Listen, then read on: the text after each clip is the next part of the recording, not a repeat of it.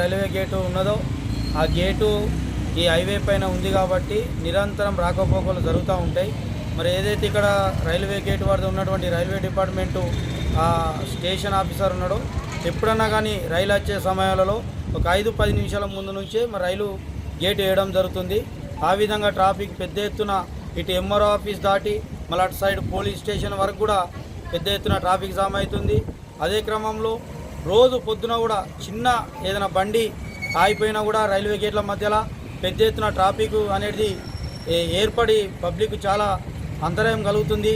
ఇదే రోడ్డు నుండి మరి బోధాన్కు ఎంతోమంది నిజామాబాద్ టు బోధాన్ ఎంప్లాయీస్ వెళ్తూ ఉంటారు. వారికి సమయ పాలనలో మరి చాలా ఇబ్బంది జరుగుతుంది. కాబట్టి ఇక్కడ మరి రైల్వే గేట్ వద్ద రైల్వే డిపార్ట్మెంటే కానీ ఈ యొక్క పోలీస్ యంత్రాంగాన్ని ఒక హోంగార్డ్ని నియమించి ట్రాఫిక్ని ఎప్పటికప్పుడు క్లియర్ చేయాలని స్థానికులు మేము కోరుతున్నాము.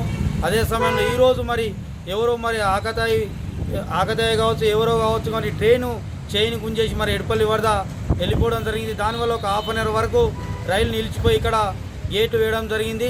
అట్లా పెద్ద ఎత్తున మరి ట్రాఫిక్ నిలబడి చాలా పబ్లిక్ చాలా ఇబ్బందులు జరిగినాయి.